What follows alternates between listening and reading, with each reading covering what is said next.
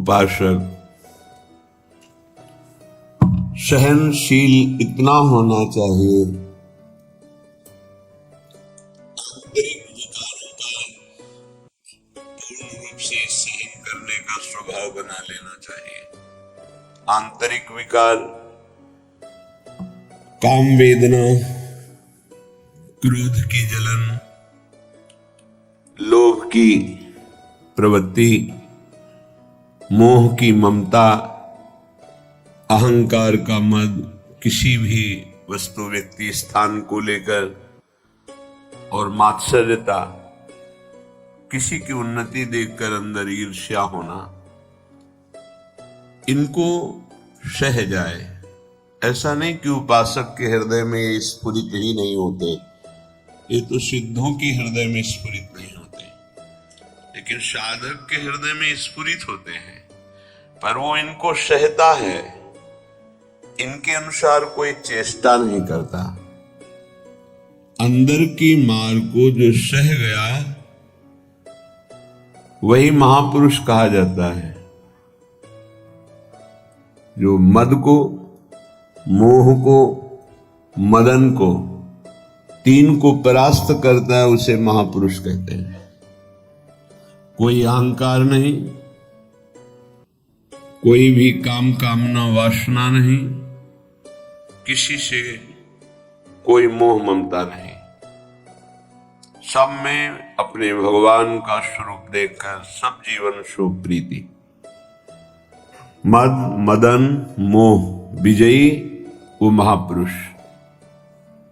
फिर विजयी होने के लिए इनको सहा जाता है, बस इसी से आप जीत जाएंगे और ये हार जाएंगे। जिसने सहने का निश्चय कर लिया वही महाभागवत। सहत सहत बाढ़े भगति, उसके हृदय में भक्ति का प्रतिपल ऐसा स्वरूप बढ़ता रहता है कि वो अन्य का चिंतन करने की वृत्ति ही खो देता है, अनन्य चिंतन में डूबा रहता है। बाहरी कोई गाली दे, मारे, तिरस्कार करके निकाल दे, सह जाओ, सह जाओ, तुम पवित्र हो जाओगे, तुम महान बन जाओगे। ये संसारी पुरुष इसे नहीं समझ पाएंगे क्योंकि अहम है। कैसे सह जाऊं? वो हमको ऐसा बोलेगा, हम सह जाएंगे, फिर वो और बोलेगा, नहीं, वो बोलने लायक नहीं रहेगा, आप सह जाओ। ये आपका सहनशीलता का स्वभाव ही उसको परास्त कर देगा। सबसे बड़ा बल क्षमा,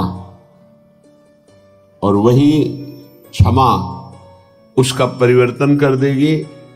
नहीं परिवर्तन करने लायक है, दंड देने लायक है, तो उसका पतन भी हो जाएगा, बहुत बुरी तरह से नष्ट हो जाएगा वो। उमा क्षमा साप होते भारी, दोनों तरह की मार सह जाए वही महात्मा, चाहे गृहस्थ हो या विरक्त हो। तितिक्षा पहला लक्षण है भगवत प्राप्ति के उपासक का, सहन करना। इसे अंदर बैठा लिए, ना तो किसी से कहना है, ना किसी से सहयोग लेना है, चाहे बाहरी आक्रमण हो चाहे आंतरिक। चुपचाप अपने आराध्य देव का विधान देखना है, बस आप जीत जाओगे माया पर। आप मन को अपने अधीन कर लेंगे, जो बहुत कठिन बात है। श्रीपाद प्रबोधानंद जी महाराज करुणा करके कह रहे हैं, अय उपासक, चांडाल स्वखरादिवद यदि जनाः कुर्वन्ति सर्वे तिरस्कारम् दुर्विषहञ्च तेन नहि मे खेदस्तनीयानपि देवा दिव्यमे च भूतनिवः प्राणाश्च दद्युर्महा स्नेहात् तुष्टमतो न मे गुरुतृषो श्री वृंदावनीये रसे। ऐ मित्र, ऐ सखे, मेरी बात मान ले। जो नीच पुरुष के द्वारा किए हुए अपमान को मुस्कुरा के सह जाता है, वो प्रिया प्रीतम के प्रेम को सहने की योग्यता प्राप्त कर लेता है। ये शर्त है। नीच पुरुष, आप शरीर से उसे दंड देने में सबल हैं, आप तप के द्वारा उसको नष्ट कर सकते हैं, हर तरह से आप उस पर शासन कर सकते हैं। ऐसे होते हुए भी आप किसी भी तरह का उसके लिए कोई दंड विधान नहीं करते और वो आपको गाली दे रहा है। हो सकता है वो आपके शरीर को भी चोट पहुंचा दे, आप मुस्कुरा के चल दिए तो आपको वो वस्तु मिलेगी जो बड़ी बड़ी साधना से नहीं मिलती।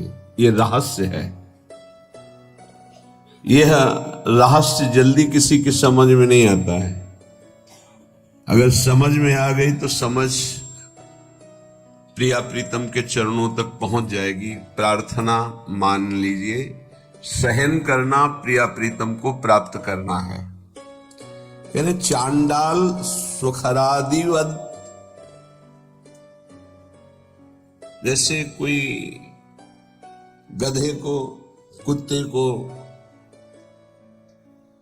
ऐसे बुरी तरह से तिरस्कार करेगा, वो क्या करेगा? चल देगा। गधा खड़ा है, क्या करोगे? डंडा मारोगे, उसको गाली दोगे, वो चल देगा वहां से। वो कोई आप प्रतिक्रिया नहीं करेगा आपके प्रति, वो भाग पड़ेगा वहां से। कुत्ता है, आप टुकड़ा रोटी का डालिए, पुचकारी आएगा, फिर डंडा मार दीजिए, फिर चला जाए, फिर पुचकारिए, वो फिर एक बार आपको देखकर हिम्मत करेगा, फिर आएगा, फिर मार दीजिए। वो कोई प्रतिक्रिया नहीं करेगा, प्रतिकूल व्यवहार नहीं कर पाएगा। ऐसे एक बार परमहंस श्री स्वामी ओंकारानंद सरस्वती जी महाराज उनके चरणों में बैठे हुए थे, तब उन्होंने कहा, बच्चा, साधु को इतना सहनशील होना चाहिए जैसे कुत्ते का। कुत्ते का सहनशील स्वभाव, उसे टुकड़ा डालो, पुचकारो, आ जाएगा, डंडा मारो, भाग जाएगा, फिर बुलाओ, फिर आ जाएगा, उसको मान अपमान का कहीं कोई बोध नहीं। ऐसे ही कई बार साधु का अपमान हो, फिर आओ अच्छा ले लो रोटी, फिर गाली दे, फिर भगा दे, फिर आओ अच्छा ले लो। उसको कभी बुरा नहीं लगना चाहिए और आखिरी बात तक फिर हाथ फैला देना चाहिए। लाइए, ये बड़ी बात जो महापुरुषों में पाई गई, ये बड़ी बात पाई गई। मानापमान का किंचन मात्र भी कोई प्रभाव नहीं। श्वान की तरह जैसे उसको मान अपमान का कोई, तब वो त्रिभुवन पूज्य ब्रह्मा के द्वारा भी नमस्कार योग्य हो जाता है। ऐसे महापुरुषों के पीछे भगवान डोलते हैं कि इनकी चरण रज हमारे ऊपर पड़ जाए। स्वयं भगवान कहते हैं, मैं ऐसे भक्तों के पीछे डोलता हूं। निरपेक्षम मुनिम शांतम निर्वैरम शम दर्शनम अनुब्रजाम्य हम नित्यम पूये त्यंगुरेणु भी। ये बहुत बढ़िया अवसर है, सह जाओ। जब कर्म भोग आता है तो किसको गाली दोगे? सहते हो ना, तो कर्म भोग मानकर सह जाओ। अंदर विकार आवे तो सह जाओ, बाहर कोई अपमान करे, गाली दे तो सह जाओ। बहुत ऐसे स्थान पर पहुंच जाओगे जहां सुख ही सुख है, दुख का लेश नहीं है। और अपमान करने वाले, निंदा करने वाले वहां पहुंचाने में हमारा बड़ा सहयोग करते हैं, इसलिए कभी इनका बुरा ना सोचे। करत जे अनशहन निंदक तिन्हु पे अनुग्रह कियो। हे भगवान, इनको कभी दंड मत देना, इनकी बुद्धि शुद्ध कर दो, इनका शरीर स्वस्थ रहे। नाथ, ये तो यंत्र मात्र हैं आपके मंगल विधान कराने में, हम इनको बिल्कुल दोषी नहीं मानते। ऐसा स्वभाव भक्तों का होता है। कह रहे हैं कि नीच पुरुषों द्वारा, जैसे चांडाल आदि हैं, चांडाल कहते हैं जो चतुर्वर्ण से रहित, जो मांस मदिरा, व्यभिचार, हिंसा, इस तरह के आचरण करता है उसे चांडाल कहते हैं। तो कुछ भी खा सकता है। शास्त्रों में कुत्ते का मांस खाने वाला, ऐसे नाना प्रकार के कुमार्गगामी प्रवृत्तियों में जो हर्षपूर्वक चलता है उसे चांडाल कहते हैं। ऐसों के द्वारा भी यदि इस तरह से अपमान किया जाए, जैसे कुत्ते और गधे का, स्वखरादिवद यदि जना कुर्वन्ति सर्वे तिरस्कारम, यद्यपि दुर्विशहंच, सहन करना ये साधारण पुरुषों की हिम्मत नहीं है, ये केवल महात्मा की हिम्मत है, दूसरे की ताकत नहीं।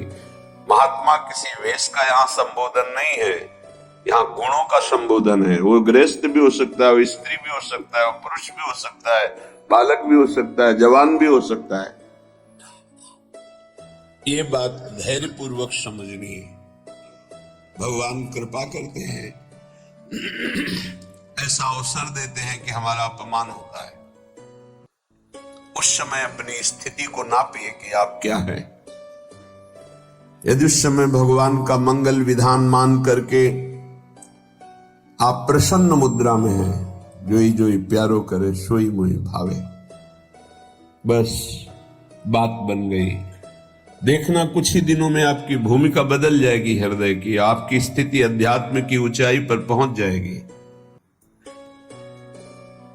खेदस्तनीयानपि, खेद भी नहीं होना चाहिए। यद्यपि तिरस्कारम दुर्विसहंच तेन नहीं में खेदस्तनीयानपि, यद्यपि असहनीय होता है। ऐसा नहीं है, बातों से बोलना सरल है, लेकिन जब ऐसा जीवन में आता है तो असहनीय होता है। और भगवत कृपा से 20 बार ऐसा आया है पूरे जीवन में, जब सामने से तिरस्कार हुआ है, अपमान हुआ है। अब गंगा किनारे भ्रमण कर रहे हैं, बहुत से ऐसे शराबी, चोर, डाकू ऐसे मिले जिन लोगों ने बस भगवान का विधान मान करके, जैसी आपकी प्रभु इच्छा। कभी कभी जब ज्यादा व्याकुलता होती तो आकाश की तरफ देखते हैं। ये आकाश भगवान का स्वरूप है, ये निर्मल है, ये निर्विकार है। ये बादल जो आप देखते हैं आकाश में नहीं है, ये तो बहुत नीचे है। हमें लगता है जब हवाई जहाज उड़ता होगा तो बादलों को करो, क्योंकि आकाश की सीमा नहीं, असीम है। ऐसे ही आकाश को देखने से लगता है मेरे भगवान जैसे असीम और निर्विकार हैं, कहीं भी देखो आकाश मिलेगा। ऐसे ही भगवान अपने भक्त को असीम और निर्विकार बनाना चाहते हैं, शरीर की सीमा में नहीं रखना चाहते। बड़ा बल मिलता था आकाश से। जब कभी कोई विक्षेप पड़ता तो एकांत में आकाश की तरफ देखते, मानो भगवान उपदेश देते थे आकाश के रूप में। खेदस्तनीयानपि, खेद भी नहीं होना चाहिए कि हमने कोई अपराध तो किया नहीं, ऐसा क्यों? नहीं नहीं, भगवान का विधान है। मंगल में भगवान का ये विधान है जो हमारी हृदय की भूमिका को बढ़ा रहा है।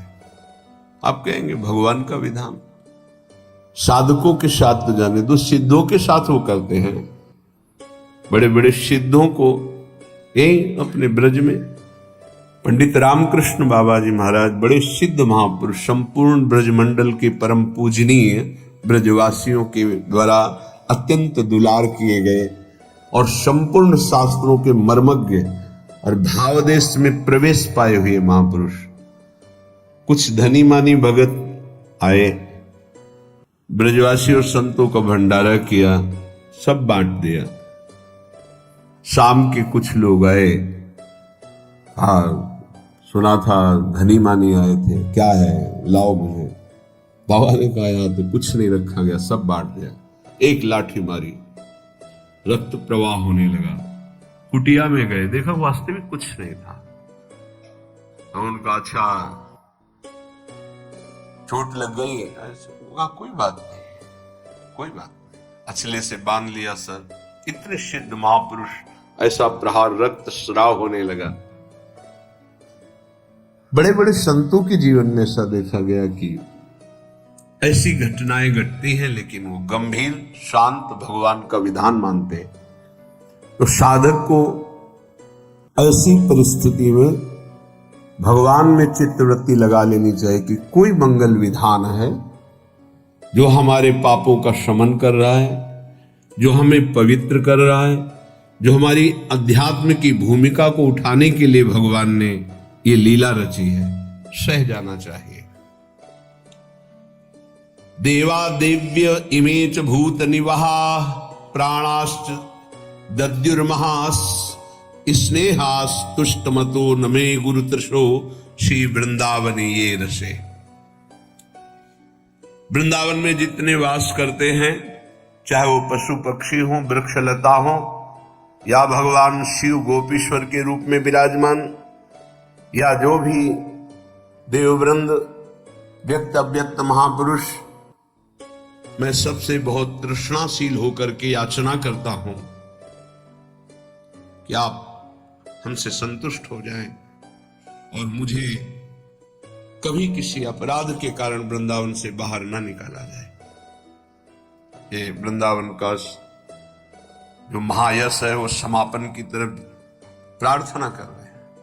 हे गोपीश्वर महादेव, हे समस्त खगमृग पशु पंछी, हे वृंदावन के व्यक्त अव्यक्त महापुरुषों, यदि मेरे से कोई अपराध बन गया हो या बन जाए तो यहां दंड दे देना, पर मुझे कभी यहां से निकालना नहीं, मुझे धाम से वंचित मत कर देना।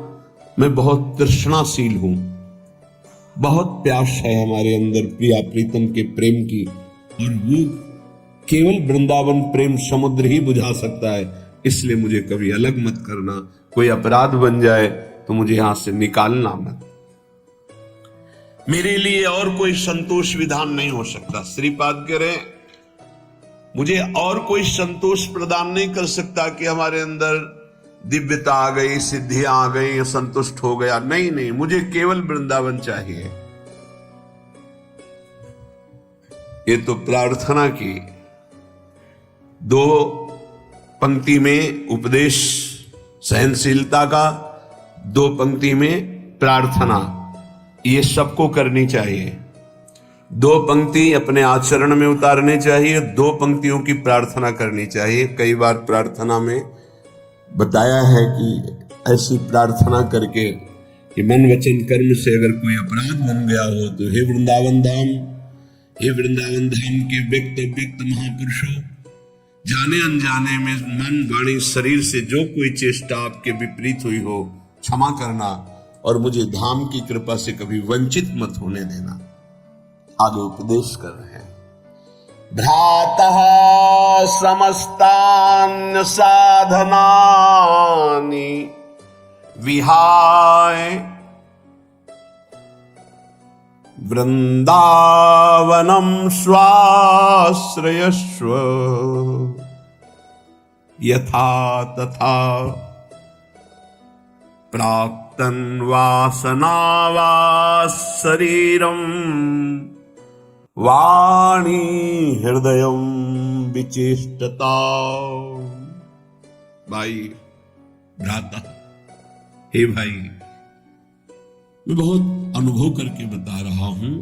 समस्तान साधनानि विहाय, साधनों को बल छोड़ दो।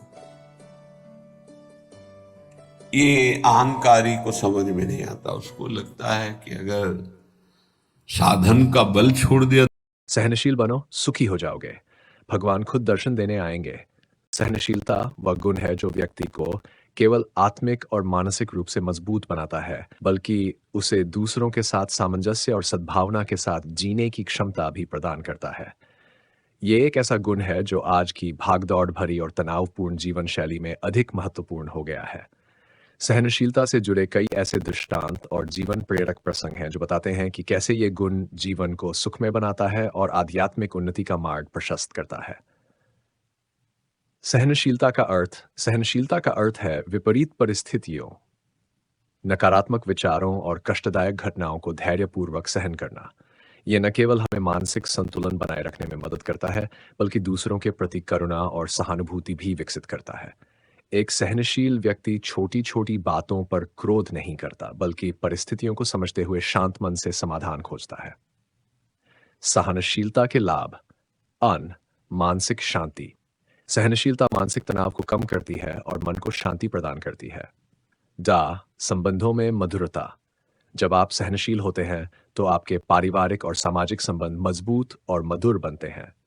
सकारात्मक दृष्टिकोण। सहनशीलता से आप हर परिस्थिति में सकारात्मक पहलू देखने लगते हैं। आध्यात्मिक विकास। सहनशीलता से मनुष्य अपने भीतर के परमात्मा को महसूस कर सकता है। आय समाज में सम्मान। सहनशील व्यक्ति को समाज में अधिक सम्मान मिलता है। भगवान और सहनशीलता का संबंध धार्मिक और आध्यात्मिक ग्रंथों में सहनशीलता को अत्यधिक महत्वपूर्ण बताया गया है। महाभारत, रामायण, गीता और उपनिषदों में सहनशीलता के अनेक उदाहरण मिलते हैं। भगवान राम, जब माता कैकेयी ने उन्हें वनवास दिया तो राम ने सहनशीलता का परिचय दिया और बिना किसी विरोध के वनवास को स्वीकार कर लिया। भगवान कृष्ण। गीता में श्री कृष्ण ने अर्जुन को सहनशीलता का पाठ पढ़ाया। उन्होंने बताया कि हर परिस्थिति में धैर्य बनाए रखना आवश्यक है। उन्होंने सहनशीलता और अहिंसा के माध्यम से सत्य की खोज की। भगवान के दर्शन का अर्थ केवल किसी मूर्ति या आकृति के दर्शन तक सीमित नहीं है, ये आत्मा के भीतर परमात्मा की अनुभूति है। सहनशीलता से मनुष्य के भीतर इतनी शुद्धता आती है कि वह परमात्मा से साक्षात्कार कर सके। सहनशीलता को जीवन में कैसे अपनाएं? 1. धैर्य का अभ्यास करें। छोटी छोटी बातों पर प्रतिक्रिया न दें। हर परिस्थिति को समझने का प्रयास करें। माफी देना सीखें। दूसरों की गलतियों को माफ करना सहनशीलता की निशानी है। ध्यान और योग। ध्यान और योग से मन में शांति आती है और सहनशीलता बढ़ती है। आध्यात्मिक ज्ञान। गीता, उपनिषद और अन्य धार्मिक ग्रंथों का अध्ययन करें। 5. सेवा भाव। दूसरों की सेवा करने से हमारा मन शांत होता है और सहनशीलता बढ़ती है। सहनशीलता के प्रेरणादायक उदाहरण। गांधी जी का सत्याग्रह। महात्मा गांधी ने अहिंसा और सहनशीलता के माध्यम से स्वतंत्रता संग्राम का नेतृत्व किया। नवज्योति माता। सिस्टर टेरेसा ने दुनिया को यह सिखाया कि सहनशीलता और सेवा भाव से कितनी बड़ी समस्याओं का समाधान हो सकता है। विपत्ति में साधारण लोग। गांव या शहर के वे आम लोग जो कठिन परिस्थितियों में भी धैर्य नहीं खोते, सहनशीलता का वास्तविक उदाहरण है। सहनशीलता के अभाव से हानि। जब हम सहनशील नहीं होते तो जीवन में अनेक समस्याएं उत्पन्न होती हैं। तनाव और अवसाद। सहनशीलता की कमी से मानसिक शांति भंग हो जाती है। द्वार संबंधों में दरार। सहनशीलता के अभाव में आपसी झगड़े और विवाद बढ़ते हैं। आत्मिक विकास में रुकावट। सहनशील व्यक्ति ही आत्मा की शुद्धि कर सकता है। सहनशीलता और सुख का संबंध। सुख की अनुभूति बाहरी वस्तुओं से नहीं बल्कि आंतरिक शांति से होती है। जब हम सहनशील होते हैं तो बाहरी परिस्थितियां हमें परेशान नहीं करती। हम अपने मन को शांत रख पाते हैं, जो असली सुख है। सहनशीलता हमें दूसरों की परेशानियों को समझने और उनकी मदद करने की प्रेरणा देती है। इससे हमारा जीवन केवल दूसरों के लिए बल्कि हमारे लिए भी सुखमय बनता है। निष्कर्ष, सहनशीलता का अभ्यास करने से हम अपने जीवन को आनंदमय और सफल बना सकते हैं। यह हमें केवल समाज में एक बेहतर इंसान बनने में मदद नहीं करता, बल्कि आध्यात्मिक उन्नति का मार्ग भी दिखाता है। सहनशील बनकर न केवल हम अपने जीवन में सुख और शांति प्राप्त कर सकते हैं, बल्कि भगवान के दर्शन का अनुभव भी कर सकते हैं। जैसा कि कहा गया है, सहनशील बनो, सुखी हो जाओगे। भगवान खुद दर्शन देने आएंगे।